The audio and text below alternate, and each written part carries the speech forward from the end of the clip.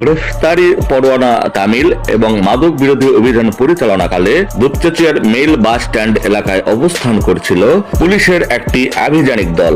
এক ব্যক্তির সন্দেহজনক অবস্থানের গোপন খবরের ভিত্তিতে ওই আভিযানিক দল রবিবার 14 সেপ্টেম্বর রাতে অভিযান পরিচালনা করে দুপচাঁচিয়া পুরাতন বাজার এলাকায়। অভিযানকালে পুলিশের উপস্থিতি টের পেয়ে এক ব্যক্তি দৌড়ে পালানোর চেষ্টাকালে আটককৃত হয়। এ সময় আটককৃত ব্যক্তির শরীর তল্লাশি করলে 5 বোতল মাদক দ্রব্য ফেন্সিডিল উদ্ধার করা হয়।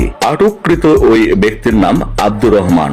সে দুপচাঁচিয়া উপজেলার হাটমাগুরা 5 গ্রামের মৃত কোরবান আলীর ছেলে। আটককৃত ব্যক্তির বিরুদ্ধে বাদী হয়ে দুপচাঁচিয়া থানায় মাদক দ্রব্য নিয়ন্ত্রণ আইনে মামলা দায়ের করেন এসআই আলহাজ উদ্দিন। দুপচাঁচিয়া থানার অফিসার ইনচার্জ ফরিদুল ইসলাম জানান, গ্রেফতারকৃত আব্দুর রহমানকে 15 সেপ্টেম্বর সোমবার আদালতের মাধ্যমে কারাগারে পাঠানো হয়েছে।